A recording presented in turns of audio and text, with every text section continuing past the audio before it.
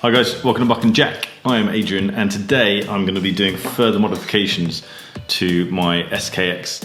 So this was originally an SKX007, but I changed the bezel insert for a 009 bezel insert, and I've also given the lume a nice coffee patina, which I think quite a few people were mixed about whether it was a good look or not, but I'm really happy with it. I think it's quite cool. So to give it a further age, further vintage look, I'm going to be bleaching this bezel today. I'm somewhat undecided whether I'm going to bleach this bezel or this bezel, but either way, I need to get this one off. First things first, I'm going to take off the bezel. Last time I did this, I scratched the hell out of the case. So once again, putting electrical tape on my case back tool. This is just, if you don't have one of these, you can use a blunt knife. Pretty much any strong, thin, blunt object will do this. I'm going to double tape it this time. To be honest, it's quite, you have to apply quite a lot of pressure to get this bezel off. It's one of the stronger bezels. Right, let's not rush it, Adrian. Let's not rush it. Can't remember how to put this in. I've grown to like the crown at the 4 o'clock position, but it's such a pain in the ass when you get into something like this. I'm wondering if that's going to be a better. There we go. It's quite beefy without the bezel one. This guy means business. So remember, you've got the, what do they call this? Can't remember what I called this last time. It's basically the ring that gives it the click for the bezel. Such a pro. So maybe I'll just make up the scratches that I put in the case last time. I might try and attempt to get that out. So there's a little ring in here, a little rubber ring. I'm not entirely sure what it's for, but rather than losing it or letting the bleach damage this, I'm going to remove it. Now I don't want to remove this bezel insert simply because it's going to be a pain in the ass, and I don't really need to. The bleach isn't going to damage the stainless steel, so I'm just going to dunk the whole thing. So what I've got is coffee. So what I've got is simply a bowl of normal bathroom bleach. It's about 50-50. I've got half bleach and half water in there, and I am just, you're probably going to see me disappear in 2 seconds because I'm basically going to be dunking this in until it gets to roughly the fading that I want, and then I'm going to run over to the sink and rinse this because the bleaching process kind of continues even when you're trying to rinse it off. I don't know any of the science behind this stuff. And last time I did this, I absolutely fucked up the bezel, so sod it, it's all for YouTube, isn't it? Right, let's give it a go. I thought it was going to be a lot quicker than that. Maybe my bleach is too diluted. Oh no, something's coming off. Yeah, there we go, something's happening. Yeah. Okay. Rather than it damaging it too much, I'm just going to keep rubbing the paint off with my finger. That way I know exactly how much bleaching has been done. Well, when I was doing my relics, it's starting to sting. I think I've got to cut my finger. when I was doing my relics bezel, fake relics bezel mind, it happened very quickly. Is that actually doing anything? You know what, I'm going to rinse this off and try it with just straight bleach, and we'll see what happens. You know, it's starting to do it. I don't know if it comes out on the camera. Right, I'm going to try it with just straight bleach. Oh, I am worried this is just going to be far too quick, so I might just leg in a second.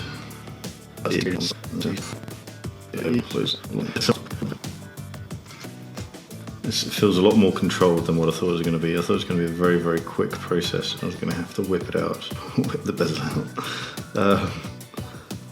But it seems quite slow, which is nice because it means it can be a lot more controlled. Try not to do it if you've got cuts on your fingers because it does start to sting after a while. Okay, I've completely damaged that bezel now. It looks like there's some kind of lacquer on the paintwork. Actually, I can just scrape it off with my finger now. That looks f***ing awesome. Yeah, it's coming from my finger now. Oh man, that looks cool. Weirdly, the red doesn't look like it's changed much. I'm really happy with that blue side. I'm not too sure what I can do about the red side. The red still looks a bit too deep. So that is it, that's my bezel insert. I think that's quite cool. It would be nice to get the red a bit more faded, but I am happy. Do I do the black at the same time? I'm never gonna wear it black. Let's do the black at the same time. I hate the smell of bleach. It looked rather silly with a solid black bezel and patinaed lume, so I'll just do it all. See if this does anything differently.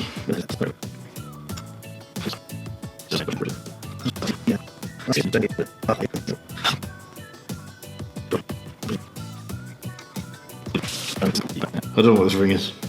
I don't know what it's for, I don't know what it's called. Let me know in the comments if you do. Cool, well, that's in. This still isn't doing anything. Let's get this. Right, I was going to try and kind of sand out some of those marks.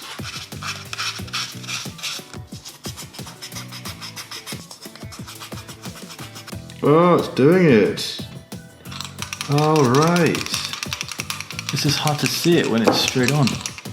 It's gone like a purple. I wonder after the purple it's going to go grey.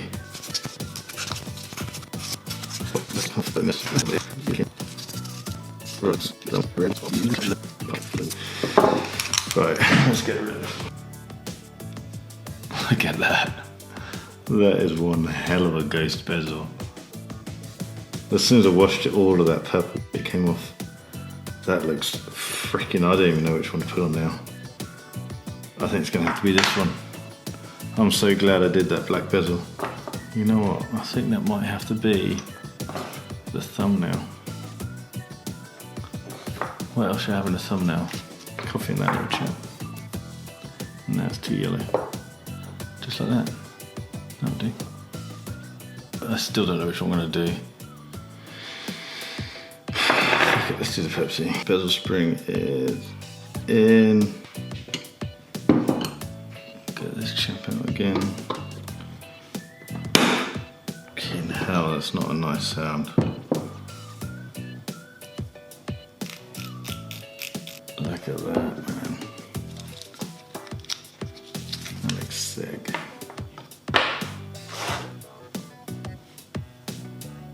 Look at that. Happy days. Should I put the black bezel on? That looks so damn cool.